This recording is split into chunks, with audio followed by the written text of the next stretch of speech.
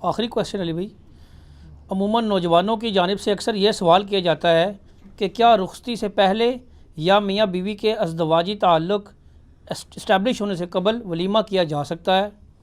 مزید یہ بھی بتا دیں کہ کیا شادی اور ولیمہ دونوں کی ایکٹیویٹیز کو کمبائنڈ کر کے صرف اور صرف ایک ہی سیریمنی پر اکتفا کیا جا سکتا ہے، یا پھر دونوں کا انتظام الگ الگ کر کے لوگوں کو کھانا کھلانا ضروری ہوگا؟ ذرا تفصیلی جواب عنایت فرما دیں۔ تفصیلی جواب تو میں نہیں دے سکتا، موٹی موٹی بات کرتا ہوں کہ ہماری دعا ہے کہ آپ کی شادی ہو جائے، بس اتنے لمبے پلان کریں گے تو پھر شادی ہو بیٹھی۔ آمین۔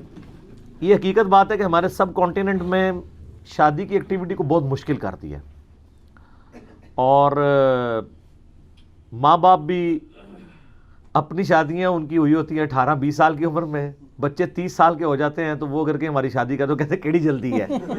اب بچہ یہ جرت کر کے تو پوچھ نہیں سکتا کہ ابا جی آپ کی شادی تو ہوئی ہے 20 سال کی عمر میں، اور اماں کی شادی ہوئی تھی 16 سال کی عمر میں، اور مجھے آپ 30 سال کی عمر میں کہہ رہے ہیں ارے کیڑی جلدی ہے۔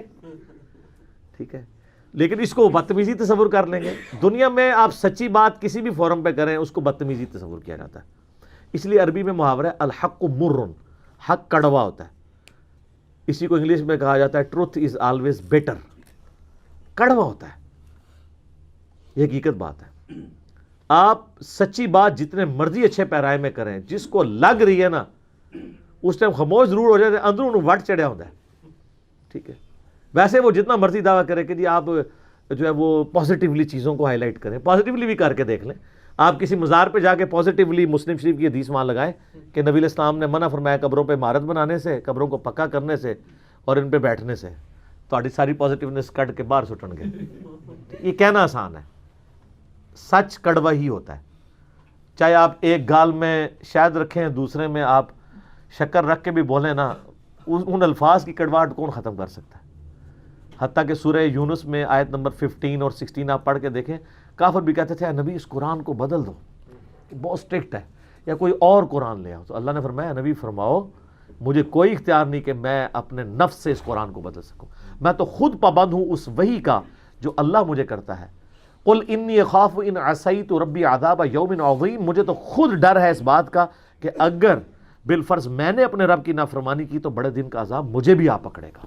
ہائے ہائے، ٹھیک ہے جی، لیکن سر یہ کتابوں کا خدا ہے، ٹھیک ہے، اس کا آپ کے ساتھ کوئی لینا دینا نہیں، اس لیے ہم کہتے ہیں مرنے سے پہلے اے مسلمان کر لے اس پہ غور، کتابوں کا خدا اور ہے، بابوں کا خدا اور۔ اب میرا حال ہے اس طرف آ جائیں، ولیمہ اور یہ وہ دیکھیں جی، سنت تو یہی ہے، بخاری مسلم میں جتنی احادیث ہیں وہ اس پہ گواہ ہیں، نبی علیہ السلام کی اپنی مبارک شادیاں جتنی ہوئی ہیں کہ آپ علیہ السلام نے ولیمہ ہمیشہ میاں بیوی کا تعلق خلوت صحیحہ کے بعد کیا۔ خلوت صحیحہ سے مراد یہ نہیں ہے کہ وہ ریلیشن شپ ایگزیکٹلی ڈیولپ ہو جائے، فوراً تو ہونا مشکل ہوتا ہے، تو بس خلوت صحیحہ یعنی میاں بیوی الگ ہو گئے پبلک سے تو وہ خلوت صحیحہ ثابت ہو گئی، اس کے بعد ولیمہ اناؤنسمنٹ ہے کہ یہ دونوں ڈکلیئرڈ میاں بیوی ہیں۔ اسی لیے بخاری مسلم میں حدیث ہے کہ ولیمے کی دعوت قبول کرنا مسلمان کے اوپر واجب ہے، ٹھیک ہے، وہ قبول کرنی چاہیے، کوئی ایک شرعی عذر ہو وہ علیحدہ بات ہے، ادروائز دعوت ریجیکٹ نہیں کرنی چاہیے۔ تو ولیمہ اس کے بعد سنت ہے، نبی علیہ السلام نے مختلف امہات المومنین کا ولیمہ مختلف کیا ہے، بعض کا بہت تھوڑا کیا ہے، جس طرح سیدہ صفیہ کے بارے میں بخاری مسلم میں آتا ہے کھجور اور پنیر کے ساتھ چند صحابہ کو بٹھا کے ولیمہ کیا، اور سیدہ زینب کے بارے میں آتا ہے کہ آپ نے بکری ذبح کر کے گوشت کھلایا۔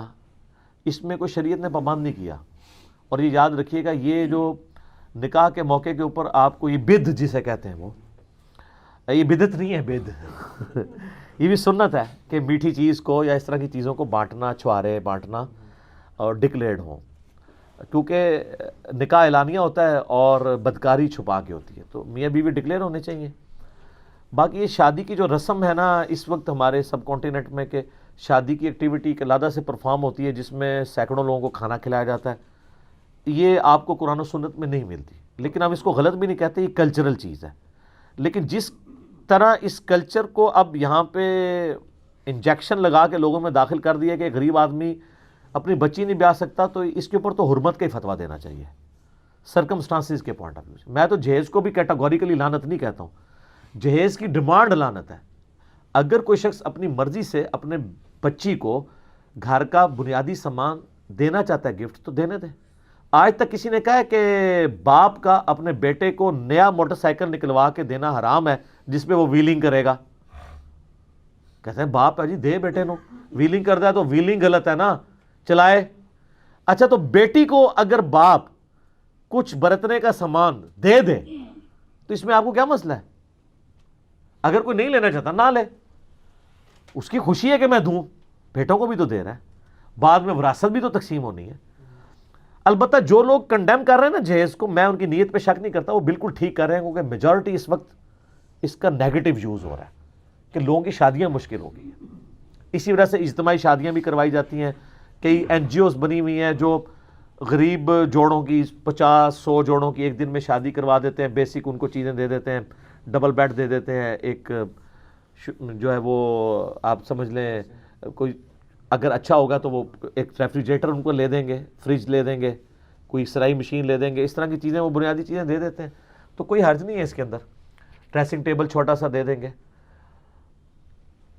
یہ جو سوال تھا کہ لوگ اکثر جو پوچھتے رہتے ہیں کہ جی اگر ازدواجی تعلق نہیں ہوا یا ابھی میاں بیوی کی رخصتی نہیں ہوئی ہے اور پہلے ہی ولیمہ اور شادی کو کمبائن کر لیا جائے تو یہ خلاف سنت ہے. سنت یہ ہے کہ ولیمہ بعد میں ہوگا, اور اگر کوئی ایسے کر لیتا ہے تو ہم زیادہ اس کے خلاف سنت کہیں گے, اس کے نکاح پہ کوئی اثر نہیں پڑے گا. اس کی وجہ سے نکاح تو اسٹیبلش ہو گیا, میاں بیوی کا بانڈ تو اپنی جگہ ہے. لہٰذا شادی اور ولیمے کی ایکٹیویٹی کو کمبائنڈ نہ کیا کریں, ولیمے کو ہی ایز اے ایکٹیویٹی رکھیں. شادی کو آسان بنائیں. شادی تو کتنی مشکل ہو گئی ہے, غریب لوگ بھی کتنی مہنگی گاڑیاں کرائے پہ لے کے جا رہے ہوتے ہیں اور ادھار اٹھا کے. اتنی کیا ضرورت ہے؟ اور وہ اکثر پھر کہتے ہیں کہ ہم نے بڑی سادگی سے کیا ہے, اور کیا کرنا تھا آپ نے؟ تو سادگی آپ کریں. میرا تو اس کے اوپر یعنی یوٹیوب کے اوپر میں نے تو شادی کے والے سے بخاری سے حدیثیں بھی پیش کی ہیں. ایون گانا بھی اگر ہو جس میں کوئی ولگر الفاظ نہ ہو, شرکی الفاظ نہ ہو, عورتیں عورتوں میں ہوں, مرد مردوں میں ہوں, تو اس کا بھی جواز موجود ہے. لیکن یہ جو آج کل یعنی شادی کی ایکٹیویٹیز کو برائی کا ذریعہ بنا لیا, اور آج کل تو اتنا خطرناک ہو گیا معاملہ سوشل میڈیا کی وجہ سے اور یہ اسمارٹ فونز کی وجہ سے. انہی موقعوں پہ اوباش قسم کے نوجوان جو ہیں وہ ویڈیوز بنا رہے ہوتے ہیں, پھر وہ ویڈیوز لیک ہوتی ہیں, پھر کئی لڑکیاں خودکشی کر لیتی ہیں. آپ کو یہ بھی خبریں ملتی رہتی ہیں. تو ان ساری چیزوں کا نقصانات ہو رہے ہیں. اس کے معاملے میں میرا یہی جواب ہے کہ یہ خلاف سنت ہے, لیکن نکاح اسٹیبلش ہو جائے گا. آپ یہ کام نہ کریں, کوئی فرق نہیں پڑتا, آپ ایک دن بعد ہی کر لیں.